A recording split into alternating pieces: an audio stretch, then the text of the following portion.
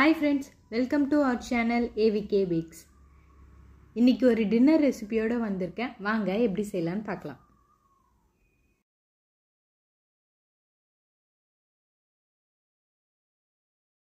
ஒரு பவுல்ல வார்மா இருக்க மில்க் சேர்த்திருக்கேன். மில்க் வார்மா இருக்கணும். ஹாட்டா இருந்தா ஈஸ்ட் ஆக்டிவேட் ஆகாது, பார்த்துக்குங்க.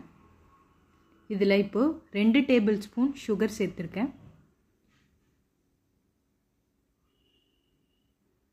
நல்லா மிக்ஸ் பண்ணிக்கலாம்.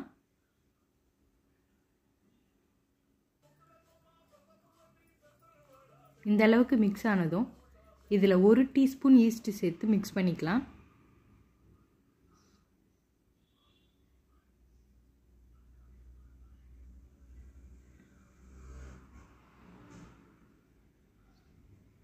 இப்போ பாருங்கள், ஈஸ்ட் ஆக்டிவேட் ஆகிடுச்சு.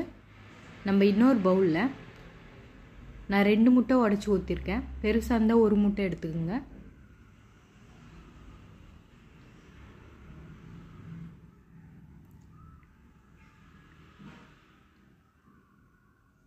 இதில் 1 டீஸ்பூன் சால்ட் சேர்த்து நல்லா மிக்ஸ் பண்ணிக்கலாம். இந்த அளவுக்கு மிக்ஸ் ஆனதும் நம்ம ஆக்டிவேட் ஆன ஈஸ்ட்டை சேர்த்து நல்லா மிக்ஸ் பண்ணிக்கலாம்.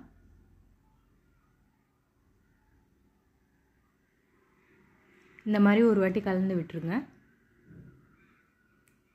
இப்போ நம்ம இதில் மாவு சேர்த்துக்கலாம். நான் 1.5 கப் மைதா சேர்த்துருக்கேன். இந்த மாதிரி சேர்த்து ஃபஸ்ட்டு நல்லா மிக்ஸ் பண்ணிக்கலாம்.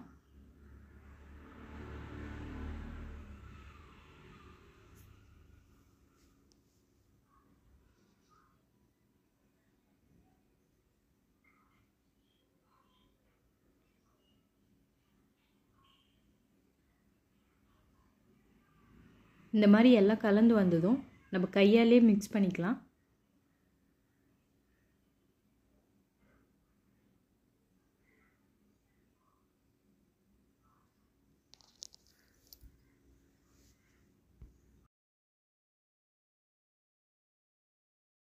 சாஃப்டான சப்பாத்தி மாவு மாதிரி பிசைஞ்சு எடுத்துக்கலாம்.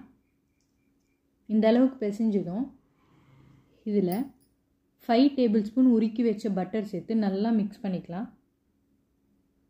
இந்த மாதிரி மிக்ஸ் பண்ண சொல்ல எல்லா பட்டரும் மாவோடு கலந்து நல்லா வரும். அந்த அளவுக்கு கலந்ததும் நம்ம இதை ப்ரூஃப் பண்ண விடணும். 1 to 1.5 hours ப்ரூஃப் பண்ண விடணும். இல்லைனா டபுள் த சைஸ் வர வரைக்கும் ப்ரூஃப் பண்ணிக்கலாம்.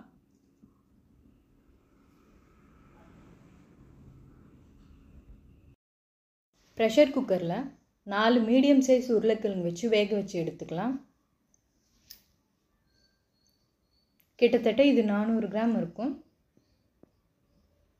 இப்போ ப்ரெஷர் குக்கரை மூடி 7 விசில் வச்சு வேக வச்சு எடுத்துருக்கேன். உங்களோட ப்ரெஷர் குக்கருக்கு ஏற்ற மாதிரி நீங்கள் வச்சுக்கோங்க. அவ்வளோதான், நம்மளோட உருளைக்கிழங்கு நல்லா வெந்து வந்திருக்கு. இப்போ இதை தோல் உரித்து எடுத்து வந்துடலாம்.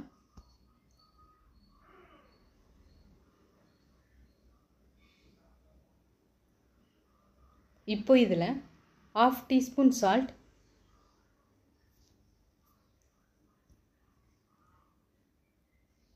1/2 டீஸ்பூன் காஷ்மீரி சில்லி பவுடர் சேர்த்து நல்லா மசிச்சு எடுத்துக்கலாம். உங்களுக்கு காஷ்மீரி சில்லி பவுடர் வேண்டான்னா நீங்கள் பெப்பர் பவுடர் சேர்த்துக்குங்க. இதை நல்லா மிக்ஸ் பண்ணி எடுத்துக்கலாம்.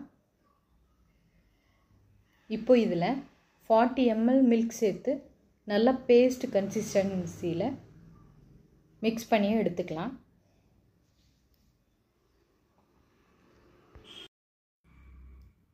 நம்மளோட மாவு நல்லா டபுளாகி வந்திருக்கு. இந்த மாதிரி நல்லா மிக்ஸ் பண்ணி எடுத்துக்கோங்க.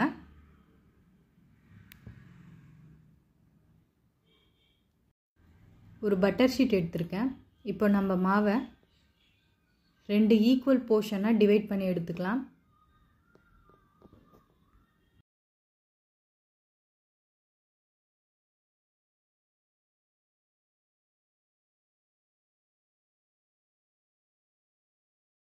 ஒரு போர்ஷன் ஆஃப் டோ மட்டும் எடுத்து இப்போது பெரிய சப்பாத்தி மாதிரி உருட்டி எடுத்துக்கலாம்.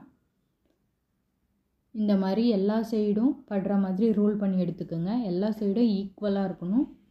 ரொம்ப திக்காக இருக்கக்கூடாது. நல்லா சப்பாத்தி மாவு மாதிரி தேய்ச்சி எடுத்துக்கோங்க.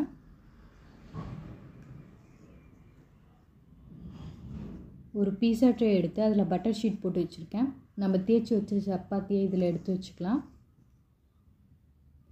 இப்போ இதில் நம்ம ஆல்ரெடி பண்ணி வச்சுருக்க உருளைக்கிழங்கு பேஸ்ட்டை நல்லா அப்ளை பண்ணிக்கலாம், எல்லா சைடும் படுற மாதிரி. ஒரு 140 கிராம் அளவுக்கு மொசரேலா சீஸ் நான் துருவி சேர்த்துருக்கேன். உங்களுக்கு எவ்வளோ வேணுமோ அவ்வளோ துருவி சேர்த்துக்குங்க.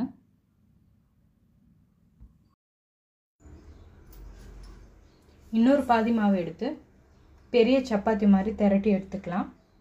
எல்லா சைடும் ஈக்குவலாக இருக்கணும்.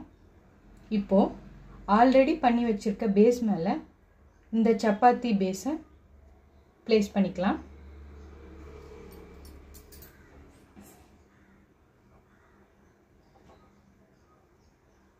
இந்த மாதிரி ப்ளேஸ் பண்ணிக்கோங்க. எல்லா சைடும் கவர் ஆகுற மாதிரி நல்லா இழுத்து ப்ளேஸ் பண்ணிக்கலாம். நம்மளோட மாவு நல்லா ஸ்ட்ரெச்சபிளாக இருக்கும். எல்லா சைடும் இழுத்து கவர் பண்ணிக்கோங்க. இந்த மாதிரி கவர் பண்ணிவிட்டு சைடு ஃபுல்லாக ப்ரெஸ் பண்ணி விட்டுருங்க. இப்போது உள்ளே டக்கின் பண்ணிக்கலாம். இந்த மாதிரி டக்கின் பண்ணிக்கோங்க, அடி பேஸில் போகிற மாதிரி. இப்போ இதை 30 மினிட்ஸ் ப்ரூவ் பண்ண விடலாம். 30 மினிட்ஸ்க்கு அப்புறம் டபுள் ஆகி வந்திருக்கு. மேலே கொஞ்சம் மில்க் அப்ளை பண்ணிக்கலாம். நல்லா கோல்டன் கலர் வரும். இந்த மாதிரி எல்லா சைடும் படுற மாதிரி மில்க் அப்ளை பண்ணிக்கோங்க.